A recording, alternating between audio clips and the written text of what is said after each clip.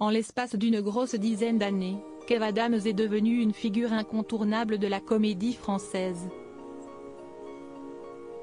Humoriste au talent précoce, il a enchaîné les succès comme peu d'autres pour s'imposer sur la scène hexagonale.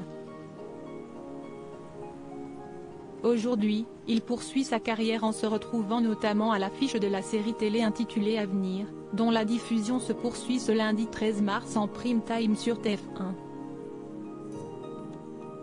L'occasion de revenir sur un épisode parfois oublié de sa vie sentimentale. En effet, s'il est désormais de notoriété publique qu'il a formé un couple avec la candidate de télé-réalité, depuis reconvertie en tant que chroniqueuse, Capucine Anave, puis avec l'ancienne Miss France et Miss Univers Iris Mittenard, le comédien a également flashé sur une très célèbre chanteuse française. Cette dernière n'est autre que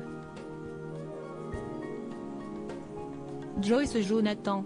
En 2016, dans l'émission C'est à vous, Kev Adams était passé aux aveux devant la chanteuse, également invitée par le programme de France 5. Un moment à la fois drôle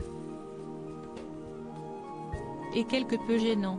L'humoriste avait eu droit à un magnéto d'une de ses interventions à la radio en 2012, dans lequel il avouait avoir eu un coup de cœur pour Joyce Jonathan.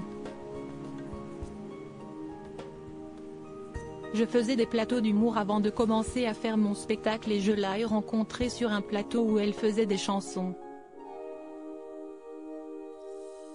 J'ai flashé sur elle, un truc de malade, confiait-il. Une de drague lourde toujours lors de cette même interview de 2012, Kev Adams avouait ensuite avoir obtenu le numéro de la chanteuse et l'avoir lourdement draguée. Un pote m'a conseillé d'inventer une histoire de dingue, genre, toi t'es un petit poisson clown dans l'océan et elle, une petite sirène qui chante. Tous les jours, je lui envoyais un texto en mode « Hey, si est-il le petit poisson clown, il est de retour ». Une séquence qui avait plutôt mis les invités mal à l'aise. Bon, bah moi, je vais quitter cette émission. Lâchait même l'humoriste. J'ai effectivement tenté de faire en sorte qu'il se passe quelque chose entre nous et je me suis pris ce que l'on appelle un bâche. Donc voilà, je le dis aujourd'hui, je me suis pris un vent par Joyce Jonathan, avait alors conclu Kev Adams à ce sujet.